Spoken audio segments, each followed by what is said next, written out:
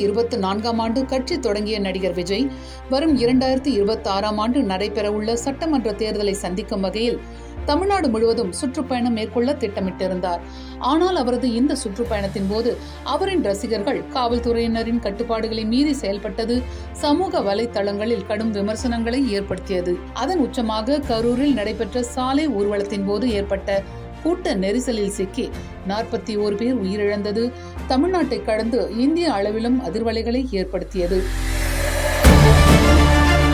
அதைத் தொடர்ந்து தவேகா தலைவர் விஜயின் சுற்றுப்பயணம் நாள் குறிப்பிடப்படாமல் ஒத்திவைக்கப்பட்டது. மேலும் அரசியல் கட்சியின் பேரணிக்கு விதிமுறைகள் வகுக்கப்பட வேண்டும் என சென்னை உயர்நீதிமன்றம் உத்தரவிடும் அளவுக்கு நிலைமை மாறியது. இந்நிகழ்வுக்கு இடையே அண்மையில் காஞ்சிபுரம் மாவட்டத்தில் மக்கள் சந்திப்பு நடத்தினார் விஜய். இதில் 2000 பேருக்கு மட்டும் அனுமதி வழங்கப்பட்டது.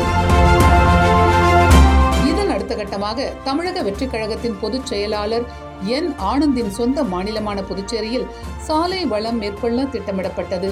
கடந்த நவம்பர் 26 புதுச்சேரி டிஜிபி அலுவலகத்தில் இதற்கான அனுமதி கோரப்பட்ட நிலையில் கரூர் நிகழ்வை சுட்டிக்காட்டி அதற்கு அனுமதி மறுக்கப்பட்டது. சாலை வளத்துக்கு பதிலாக புதுச்சேரி பழைய துறைமுக வளாகத்தில் பொதுக்கூட்டம் நடத்த தவேகா சார்பில் அனுமதி கோரப்பட்ட நிலையில் இதற்கு நிபந்தனைகளுடன் அனுமதி வழங்கப்பட்டுள்ளது. இந்நிலையில் இந்த கூட்டத்துக்கு விதிக்கப்பட்ட நிபந்தனைகளை புதுச்சேரி காவல்துறை வெளியிட்டுள்ளது. அதில் QR கோடு அனுமதி கொண்ட 5000 பேர் மட்டுமே கூட்டத்தில் பங்கேற்க வேண்டும் என்றும் இவர்களுக்கான குடிநீர், கழிவறை, ஆம்புலன்ஸ், அவசர வெளியேற்ற வசதி உள்ளிட்டவை கட்டாயம் இடம்பெற்றிருக்க வேண்டும் என்றும் தெரிவிக்கப்பட்டிருக்கிறது. மேலும் சிறுவர்கள், கர்ப்பிணிகள், முதியோர்களை கூட்டத்தில் அனுமதிக்க கூடாது என்றும் கூறப்பட்டுள்ளது. தவிர கூட்டத்தில் பங்கேற்பவர்கள் கட்டாயம் புதுச்சேரி மாநிலத்தை சேர்ந்தவராக மட்டுமே இருக்க வேண்டும் என்றும் தமிழ்நாட்டை சேர்ந்தவர்களுக்கு அனுமதி வழங்கக்கூடாது என்றும் காவல்துறையின் அறிக்கையில் கூறப்பட்டுள்ளது. இதற்கிடையில் புதுச்சேரியில் தமிழக வெற்றிக் கழகத்தின் தலைவர் விஜயின் மக்கள் சந்திப்பு கூட்டத்துக்காக பழைய துறைமுக வளாகத்தில் சுமார் 4.5 ஏக்கர் பரப்பில் திடல் அமைக்கும் பணிகள் தொடங்கியுள்ளன. காவல்துறையின் நிபந்தனையின் அடிப்படையில் அசம்பாவிதம் நடைபெறாத வகையில் பல்வேறு ஏற்பாடுகளை தமிழக வெற்றிக் கழகத்தின் நிர்வாகிகள் மேற்கொண்டு வருகிறார்கள். பழைய துறைமுக வளாகத்தில் ஹெலிபேட் பகுதியை சுற்றி சுமார் 4.5 ஏக்கர் பரப்பிற்கு தகரம் மூலமாக தடுப்புகள் அமைக்கப்பட்டுள்ளன. கூட்டத்தில் கலந்து கொள்ள வரும் 5000 பேரை 10 கேபின்களாக பிரித்து அமர வைக்க வேண்டும் என்ற நிபந்தனையை காவல்துறை விதித்துள்ள நிலையில் இரும்பு தடுப்புகள் அமைப்பதற்கான பணிகள் நடைபெற்று வருகின்றன. ஒரு கேபினில் 2 500 லிட்டர் சின்டெக்ஸ் டேங்குகள் வீதம் சுமார் 10,000 லிட்டர் குடிநீர் வசதி பார்வையாளர்கள் இருக்கும் பகுதிகளிலும் வளாகத்தில் மேலும் 10,000 லிட்டர் அளவுள்ள சின்டெக்ஸ் டேங்க் வைப்பதற்கான திட்டமும் தீட்டப்பட்டுள்ளது. மேலும் கழிவறைகளின் எண்ணிக்கை கணிசமாக அதிகரிக்க உள்ளதாக புதுச்சேரி மாநில தவேகா நிர்வாகிகள் தெரிவிக்கிறார்கள்.